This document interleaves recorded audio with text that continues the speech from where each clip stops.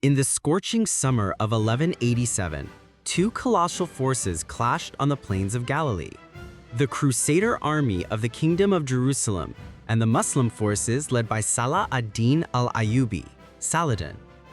At the Horns of Hattin, twin volcanic peaks in what is now modern-day Israel, history was forged with fire and blood. This was the turning point that would shake both Christian Europe and the Islamic Middle East. The Battle of Hattin.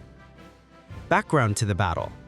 The Crusades began in the late 11th century as a response to the Byzantine Empire's call for help against Muslim expansion into reclaimed Christian holy sites, especially Jerusalem. After the success of the First Crusade, 96 to 1199, Crusader states emerged in the Middle East: the Kingdom of Jerusalem, the Principality of Antioch, the County of Tripoli, and the County of Edessa. By the end of the 12th century, Muslim forces under the charismatic leader Saladin al-Ayyubi, Saladin, began reclaiming lost territories. In 1171, Saladin established the Ayyubid dynasty in Egypt, overthrowing the Fatimids. He then captured Damascus, Aleppo, and Homs, effectively unifying Egypt, Syria, and parts of Mesopotamia. Saladin was more than a military leader.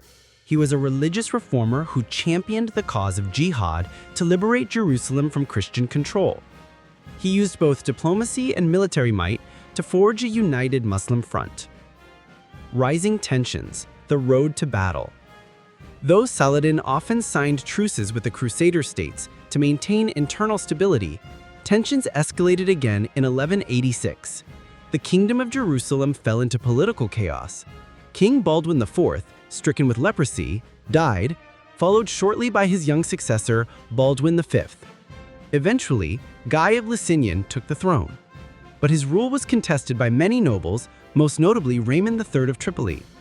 Matters worsened with the actions of Renan de Chatillon, a brutal Crusader lord known for attacking Muslim caravans, even those carrying women and children. In early 1187, Renan violated a truce by raiding a Muslim convoy headed for Mecca and Medina, a sacrilegious act that enraged Saladin. In response, Saladin rallied approximately 40,000 troops from across the Ayyubid realm, Egypt, Syria, and the Jazeera. He declared a holy war and vowed to destroy the Crusader forces. The Battle of Hattin, 3–4 July 1187. Location: Horns of Hattin, a strategic site in Lower Galilee, between the Sea of Galilee and the Northern Highland. The Horns of Hattin are twin volcanic hills forming a natural trap, perfect for Saladin's ambush. Forces: Muslim army, 40,000 soldiers including infantry, light cavalry, mounted archers, and elite Mamluks. Crusader army, 20,000 men from the Kingdom of Jerusalem, Tripoli, Knights Templar, and Hospitallers. Saladin's strategy: Saladin cleverly used terrain and climate as weapons. He lured the Crusaders out of their camp at Sepphoris by attacking the city of Tiberias, controlled by Raymond III's wife, as bait. Although warned by Raymond III to stay put, King Guy of Lusignan decided to march towards Tiberias on July 3rd. The army had to cross the hot, waterless hills of Galilee. Weakened by thirst and heat, they reached the Horns of Hattin, where Saladin was waiting. The Crusader collapse. July 4th, 1187, the decisive day. The Crusader army, trapped between the volcanic peaks and cut off from water, was physically broken.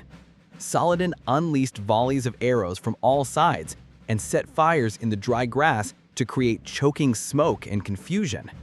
Raymond III managed to escape the battlefield with a handful of troops, but King Guy, the Templars, and the Crusader Corps were surrounded. The Hospitallers fought fiercely, but dehydration and exhaustion eventually broke their lines. The final blow. By afternoon, the Christian army had been annihilated. Over 15,000 Crusaders were killed or captured. Saladin's forces seized the True Cross, the sacred Christian relic carried into battle by the Crusaders. Aftermath and executions. Renaud de Quechelon, personally executed by Saladin for violating the truce and murdering Muslim pilgrims. King Guy of Lusignan, captured but spared and treated honorably.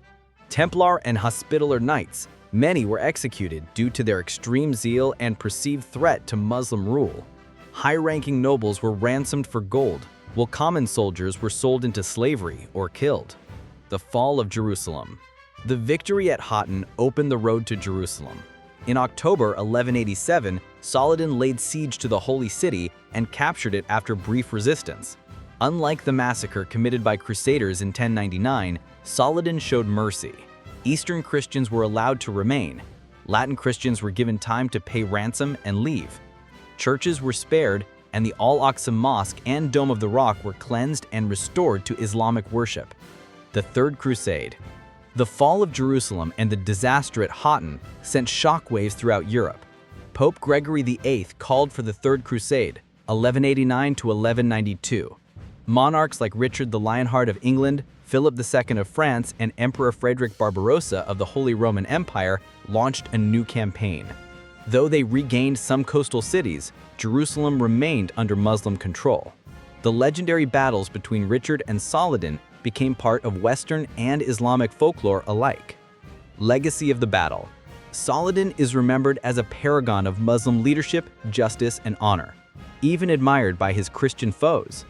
The Battle of Hattin stands as a masterclass in military strategy, logistics, and psychological warfare. For the Muslim world, it marked a triumphant resurgence against foreign invaders. For the Christian West, it was a devastating loss that forced a reevaluation of the Crusader cause. The Battle of Hattin wasn't just a military victory. It was a transformative moment.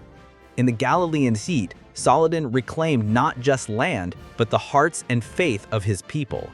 And in his mercy after the conquest, he proved that chivalry wasn't exclusive to knights in shining armor.